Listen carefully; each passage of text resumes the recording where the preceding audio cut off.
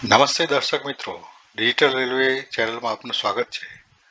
આ ચેનલમાં model railway design, building અને ઓટોમેશન માટેની માહિતી આપવામાં આવે છે. કૃપા કરીને આ ચેનલને સબસ્ક્રાઇબ કરો જેથી આપને રોચક માહિતી મળતી રહે.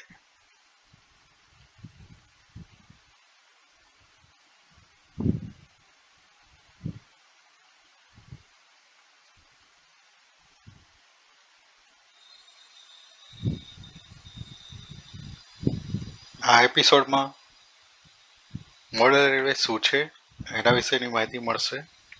મોડલ રેલવેનો ઇતિહાસ, મોડલ રેલવેના પ્રકારો, લોકપ્રિય મોડલ રેલવે અને મોડલ રેલવેના સંસાધનો એટલે કે રિસોર્સિસ તમને ક્યાંથી મળી શકે જો આ તમારે લેઆઉટ બનાવવા હોય તો એની વિશેની માહિતી આપને મળશે. સૌ પ્રથમ જાણીએ મોડલ રેલવે એટલે શું. મોડલ રેલવે એટલે એક ચોકસાઈ પૂર્વકની પ્રતિકૃતિ છે જે વાસ્તવિક રેલવેનું મોડેલ છે, જે એકચ્યુઅલ રેલવેની આબેહૂબ નાની આવૃત્તિ છે. મોડલ રેલવેનો ઇતિહાસ એકચ્યુઅલ રેલવેના ઇતિહાસની સાથે જ સમાંતરે ચાલે છે.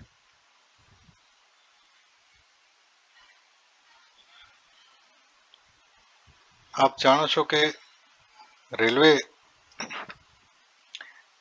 એ ગેજ આધારિત છે. ગેજ એટલે શું એ જાણીએ પહેલા. ગેજ એટલે બે રેલવેના ટ્રેક છે, પાટા છે, એની વચ્ચેનું અંતર, એને ગેજ કહેવાય છે. એ ગેજ આધારિત રેલવે ના જુદા જુદા પ્રકારો વાસ્તવિક રેલવેના પ્રકારો છે જે આ પ્રમાણે છે. સૌથી નાનો છે નેરો ગેજ છે, જેની પહોળાઈ 762 mm થી લઈને 610 mm. ત્યાર પછી આવે છે મીટર ગેજ, જેની પહોળાઈ 1067 mm હોય છે, જે કોઈ જગ્યાએ 1000 mm પણ હોય છે અને 915 mm પણ હોય છે.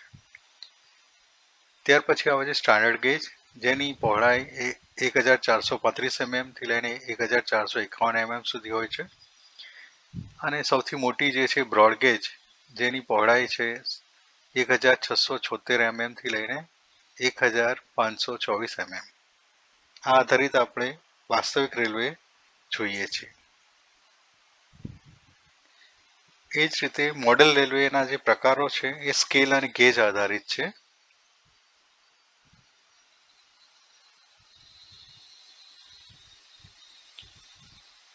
તો સ્કેલ અને ગેજ પ્રમાણે આપણે જોઈએ તો એ સ્કેલ અને ગેજ શું છે એના વિશે વધારે માહિતી મેળવીએ. આ વાસ્તવિક રેલવેનું એક મોડેલ છે જે તમે જમણી બાજુ જોઈ શકો છો, જે આબેહૂબ એની પ્રતિકૃતિ છે. એમાં સ્કેલ શું છે અને ગેજ શું છે એ પણ જાણીએ. સ્કેલ એટલે એક પ્રમાણ. મોડેલ રેલવેનો અથવા તો મોડેલનો એક એકમ વાસ્તવિકના કદના કેટલા એકમ બરાબર છે તે પ્રમાણ કહેવાય. પ્રમાણનું એક ઉદાહરણ એ રીતે થઈ શકે, 1 મિલીમીટર જો મોડેલ હોય તો એ કેટલા એટલે કે 50 ઇંચ જેટલું વાસ્તવિક મોડેલની વાસ્તવિક રેલવેની સાથે સંગત થઈ શકે. એટલે 1 mm બરાબર 50 ઇંચ એ એનું પ્રમાણ થાય.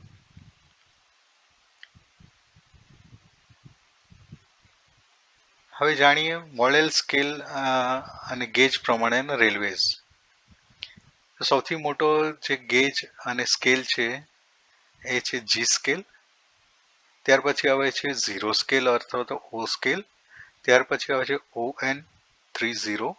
ત્યાર પછી આવે છે 00 સ્કેલ, પછી HO સ્કેલ, પછી એન સ્કેલ અને પછી ઝેડ સ્કેલ. તમે જોઈ શકો છો કે એના સ્કેલ અને એના જે પાટા વચ્ચેનું અંતર છે એ પણ ત્યાં નીચે આપવામાં આવેલું છે. જેમ કે જી સ્કેલ હોય તો 1/22 સ્કેલ છે, જ્યારે 45 mm એના ગેજની સાઇઝ છે. એની વિગતવાર માહિતી મેળવીએ. જી સ્કેલ જે છે એ 1/20.3 થી લઈને 1/32 સ્કેલ છે, જ્યારે ગેજ છે 45 mm. જેની શરૂઆત થઈ હતી 1960ના દાયકામાં લેહમેન ગ્રોબાન એટલે કે લેહમેનની મોટી ટ્રેનો તરીકે ઓળખાતી ટ્રેનોથી જ થઈ હતી. આ જર્મનીમાં બનાવવામાં આવેલ સૌપ્રથમ ટ્રેનો હતી, મોડેલ્સ ટ્રેનો, જે મોટે ભાગે આઉટડોર હતી. ગાર્ડન રેલવેમાં હજી પણ એનો ઉપયોગ થાય છે, જે તમે જમણી બાજુના ચિત્રમાં જોઈ શકો છો. ત્યાર પછીનો જે સ્કેલ છે એ 0 સ્કેલ અથવા તો ઓ સ્કેલ. સ્કેલનું જોઈએ તો પ્રમાણ જે છે 1:48 છે. ગેજ છે 32 mm. આ પણ ગઈ સદીના અંત ભાગમાં લિયોનાલે અમેરિકામાં સ્ટાન્ડર્ડ ગેજ તરીકે આ પ્રસ્તુત કરી હતી, અને પ્રથમ વિશ્વયુદ્ધ પછી આ ખૂબ જ લોકપ્રિય બની હતી, અને આ પણ આઉટડોર ગેમ હતી, જે તમે આ ચિત્રમાં જોઈ શકો છો.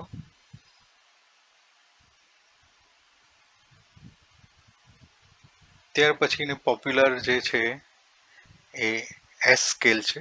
એસ સ્કેલ એટલે સ્ટાન્ડર્ડ સ્કેલ અથવા તો સ્ટાન્ડર્ડ ગેજ, જે છે એનું પ્રમાણ છે 1:64.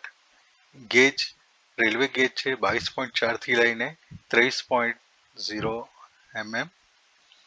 એ પ્રથમ અને બીજા વિશ્વયુદ્ધ વચ્ચે આનો ઉદ્ભવ થયો હતો, જેમાં અમેરિકન એસી ગિલ્બર્ટ કંપની બનાવી હતી. આ ટ્રેનો ખૂબ જ લોકપ્રિય બની. એનું કારણ એ હતું કે એ ગયા આપણે જે 0 સ્કેલમાં જોયું અથવા તો ઓ સ્કેલમાં જોયું એમ 3 રેલવે ટ્રેક હતા. આમાં ફક્ત 2 જ હતા, જે ખૂબ જ વાસ્તવિક લાગે એ પ્રમાણેના હતા. એટલા માટે આ ટ્રેનો ખૂબ જ લોકપ્રિય બની. ત્યાર પછી આવે છે એચઓ સ્કેલ. જે સ્કેલ છે અથવા પ્રમાણ છે 1:87.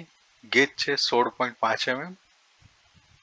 આ પ્રથમ અને બીજા વિશ્વયુદ્ધ વચ્ચેના સમયગાળામાં યુરોપમાં ખૂબ જ પ્રચલિત થઈ, શરૂઆત થઈ. આ ટ્રેનો ઇન્ડોર ઉપયોગમાં આવતી હતી, જે લોકો નાના ઘરો અથવા એપાર્ટમેન્ટમાં વસવાટ કરવા માટે જઈ રહ્યા હતા એમના માટે આ ઘણો જ સારો એવું મોડેલ રેલવે હતું, અને આ સૌથી વધારે લોકપ્રિય છે. ત્યાર પછી આવે છે એન સ્કેલ. એન સ્કેલમાં જોઈએ તો એનું પણ પ્રમાણ 1:148 થી લઈને 160 છે. ગેજ 9 mm છે. પહેલી જે ટ્રેન હતી આ પણ જર્મનીમાં બનાવવામાં આવી હતી, અને આની વિશેષતા એ હતી કે ઓછી જગ્યામાં આ તમે લાંબી ટ્રેનો ચલાવી શકો એ પ્રમાણેની હતી, જે તમે અહીંયા જોઈ શકો છો.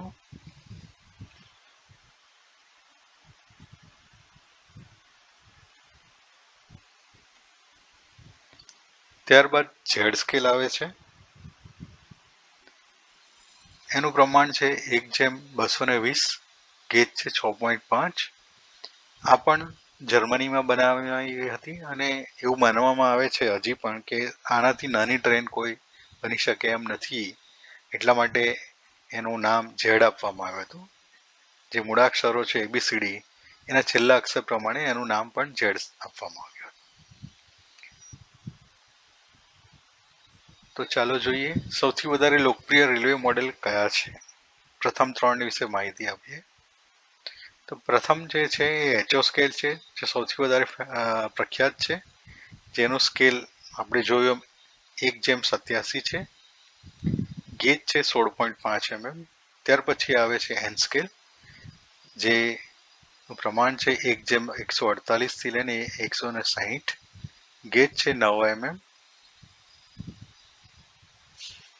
ત્રીજા નંબર પર છે ઓ સ્કેલ, જેનું પ્રમાણ છે 1:48 થી અને ગેજ છે 32 mm. જુદા જુદા દેશોમાં અથવા તો ખંડોમાં અલગ અલગ સ્કેલ ચાલે છે, એટલા માટે તમે જોઈ શકો છો કે કોઈ જગ્યાએ 138 થી લઈને 160 છે, કોઈ જગ્યાએ 148 હશે, કોઈ જગ્યાએ 160 હશે. આ 3 મોડેલ ખૂબ જ પ્રસિદ્ધ છે. તમે પણ આ હોબી કેળવવામાં ઇન્ટરેસ્ટેડ હો તો એના વિશેની માહિતી અને એના સંસાધનો ક્યાંથી મળે એ માટે તમે ઉત્સુક હશો તો એની પણ આપણે દુવિધા દૂર કરીએ. આપના માટે ખૂબ જ માહિતી અને એનો ક્યાંથી સંસાધન મળી શકે એટલે કે railway track, railway engines, railway buildings કે બીજી કોઈ પણ સિનરી ક્યાંથી મળી શકે ઓનલાઈન મળે છે અને વિશાળ શ્રેણીમાં ઉપલબ્ધ છે. આપ પણ અમારો પણ સંપર્ક કરી શકો છો. મારી પસંદગી જે ટ્રેનો માટે કરીએ તો ઇન્ડોર ગેમ્સ ઇન્ડોર બનાવવા માટે સૌથી સારું કેટો છે, જે લેઆઉટમાં આપણને એચઓ અને એનસ્કેલ મળી શકે છે. એના બિલ્ડિંગ્સ, એની ટ્રેન્સ, એના પાટાઓ, કંટ્રોલર્સ બધું જ ગેટો પર મળી શકે છે.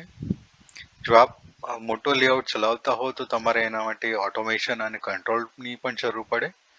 એના માટે આર્ડિનો એક સારામાં સારું માધ્યમ છે. જે થોડું તમને પ્રોગ્રામિંગ આવડતું હોય તો તમે આ કરી શકો છો અથવા તો અમારો સંપર્ક કરી શકો છો.